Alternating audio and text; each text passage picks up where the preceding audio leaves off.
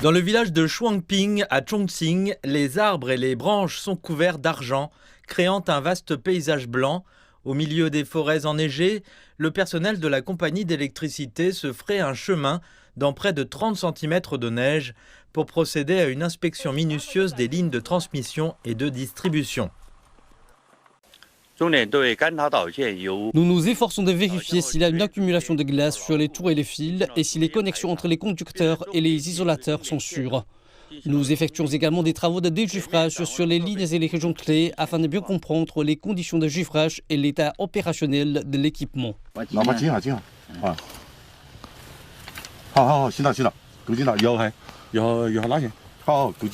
Durant les inspections des lignes 10 kV à des altitudes supérieures à 1500 mètres, les équipes de patrouille ont identifié des vis de haubanage desserrées et des conducteurs recouverts de glace.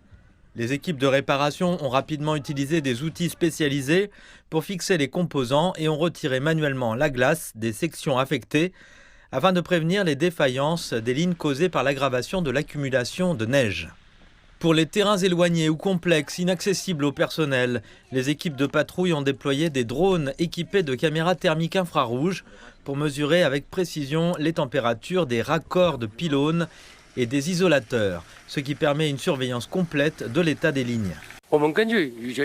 En fonction des conditions de neige et de pluie, nous avons augmenté le nombre de patrouilleurs et la fréquence des inspections.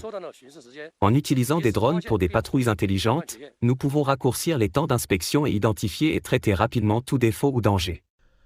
Alors que les chutes de neige locales se poursuivent, le département de l'électricité renforce la surveillance de l'accumulation de glace sur les lignes, augmente la fréquence des patrouilles spéciales dans les zones montagneuses enneigées et met en place des équipes de réparation en attente d'urgence 24 heures sur 24, se préparant ainsi à faire face aux défis des basses températures.